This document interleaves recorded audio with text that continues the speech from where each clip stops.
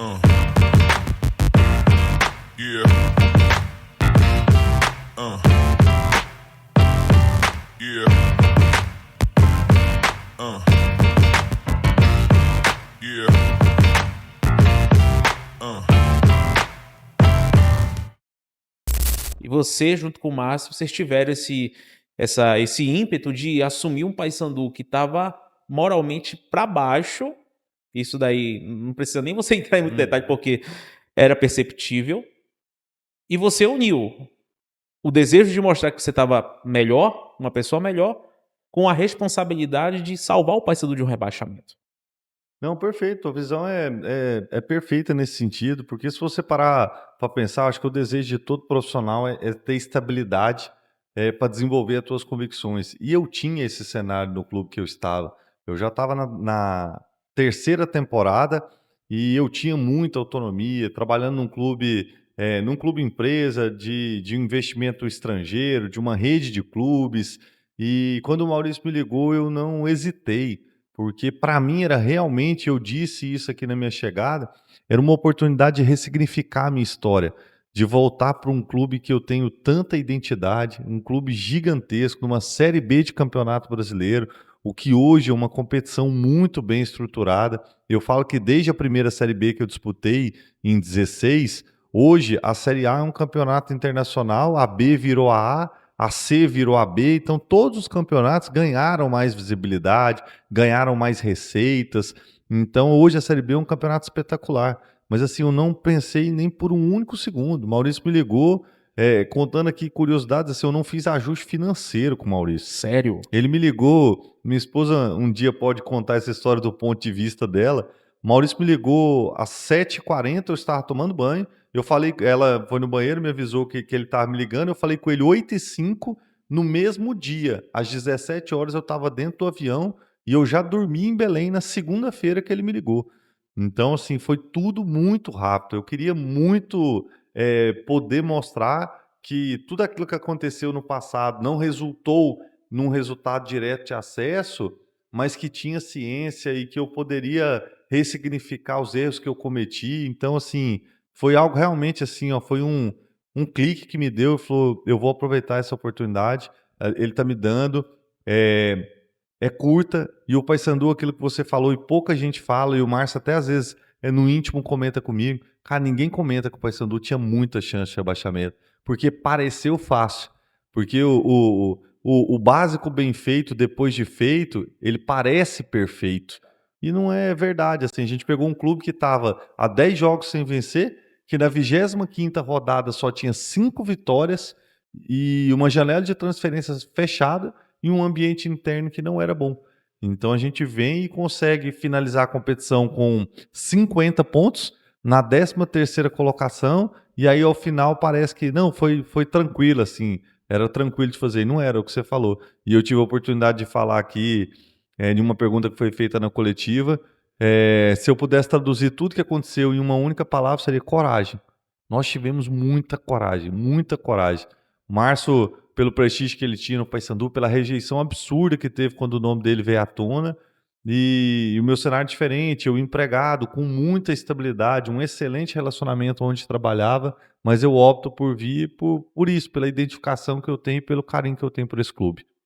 Pois é, e eu já vou fazer essa pergunta logo para ti, Felipe, porque, cara, era perceptível para todo mundo, seja para quem cobria, seja para o torcedor, para qualquer um, que o Paysandu naquele momento estava caminhando a passos largos para o rebaixamento. Eu, em certa parte, até achei que demorou um pouco esse choque de mudança e de realidade, né? Poderia ter sido tarde demais essa mudança. Porque você chega faltando 13 jogos, né? Eu acredito que se você chega faltando 10 jogos, por exemplo, a chance seria muito mais difícil de permanecer. Mas você chega junto com o Márcio e você encontra um torcedor revoltado, um torcedor chateado, que não queria a contratação do Márcio Fernandes, e eu te confesso que eu fui um dos poucos a falar que seria uma boa a vinda do Márcio Fernandes, justamente pelo fato dele conhecer o ambiente do clube, já saber como é o trabalho. E eu te confesso que no início, quando você chegou, que você foi anunciado junto com ele, eu queria entender, poxa, já tinham falado que não ia ter executivo. E aí falam nesse momento que ia ter executivo. Mas depois, com o passar dos jogos, eu fui entender o motivo. Que foi justamente para você cuidar desse ambiente que estava aqui dentro. Como é que você encontra o Paysandu naquele momento? O ambiente realmente existia ali, claro, dentro de uma ética profissional a se falar, mas existiam jogadores que não estavam correspondendo, que estavam demonstrando que não queriam corresponder para reverter essa situação do Paysandu, tanto que você já chega e já dá logo um choque de realidade, já anunciou até dispensas, uma reformulação. Como que você encontra esse ambiente? Tu e o Márcio, como vocês encontram esse ambiente e como vocês lidaram com essa rejeição muito grande da torcida? Então, era uma dificuldade tanto interna quanto externa. Externa por uma objeção, a do Márcio pelos motivos dele, as minhas pelos meus motivos.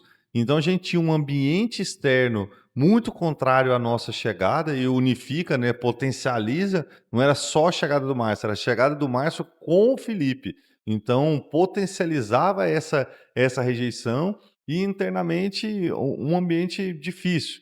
É o que você falou, assim, tem coisas assim que do vestiário a gente mantém no vestiário, mas era um ambiente difícil, até pelo número de jogadores.